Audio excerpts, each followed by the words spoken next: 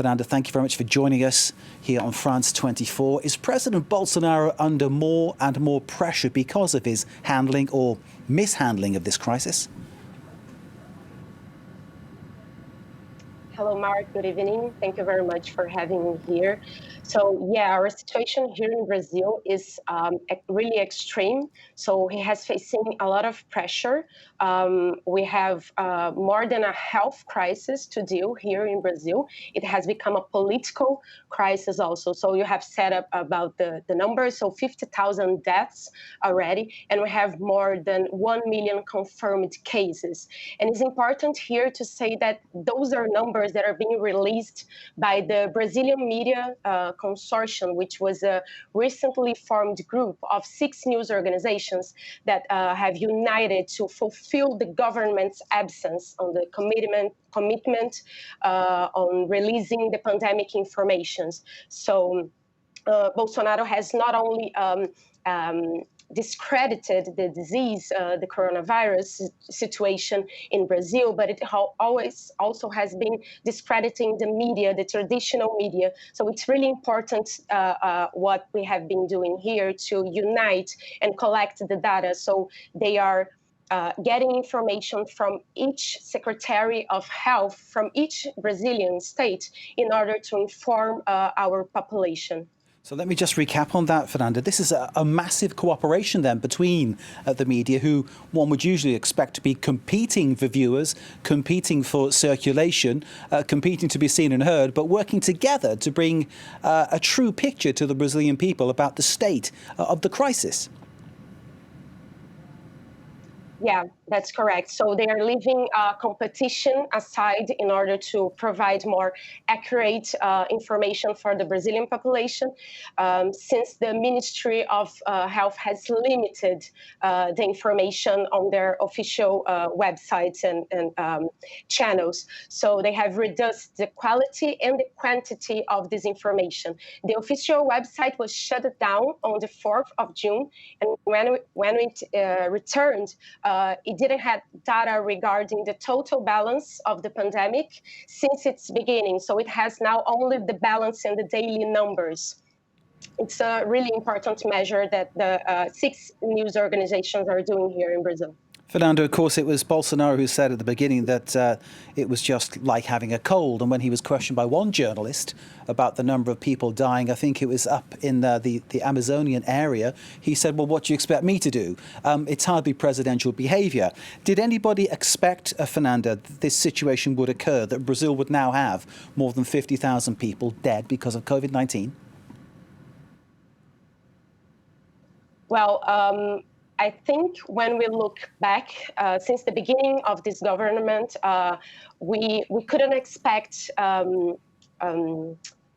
really good situation for a health system here and a better place for a leader to be. But definitely this is a horrific number, and we are very sad to have to deal with this specific situation regarding health system, and of course a political and issue and social crisis here as well. So that's what we have to face right now. As you're talking to us, Fernanda, we're showing images of mass graves.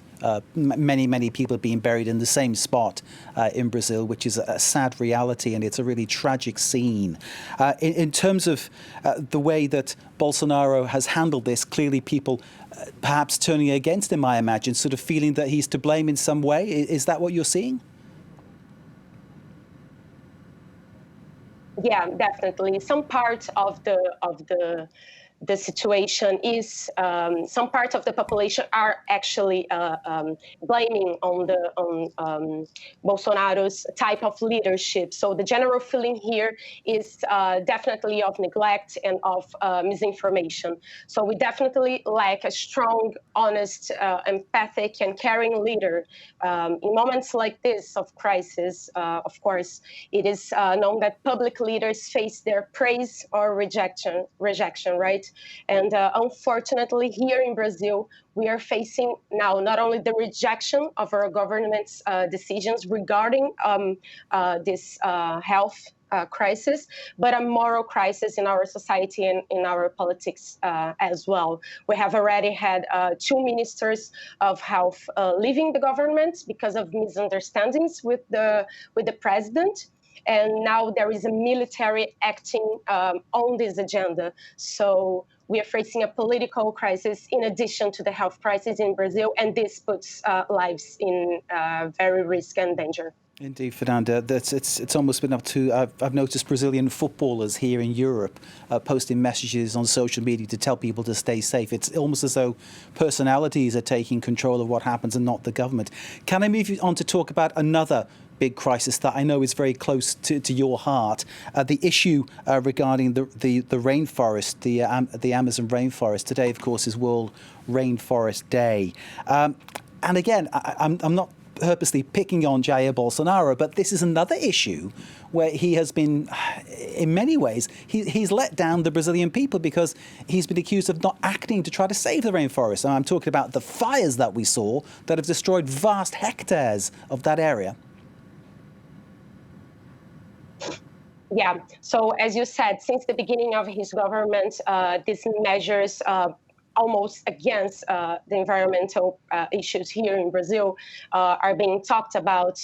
And I don't have to say that they are not a priority right now during this pandemic, not only here in Brazil, but international. So as you said, during April, that's the last data we have here, there was a worrying rise in the deforestation of the Amazon forest, which is the biggest rainforest in the world. So the number rose 64% from the same month of 2019.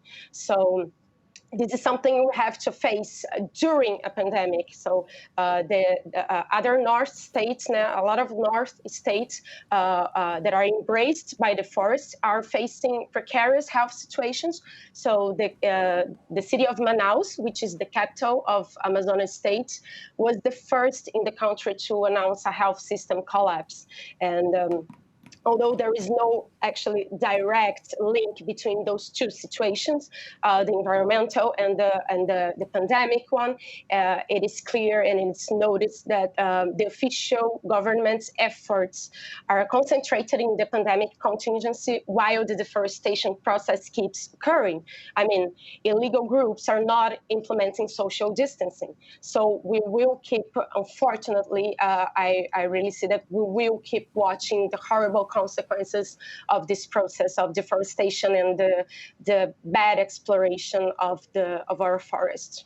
Fernanda, Bolsonaro in many ways is like Donald Trump in the tactics he uses, the things that he says, and the people he chooses to attack. And obviously fake news is something that he says about people who say things, journalists who say things that he disagrees with. And that could be the truth, just for instance. Now, what you're doing and the other groups that are bound together is telling stories that presumably the government doesn't want people to hear.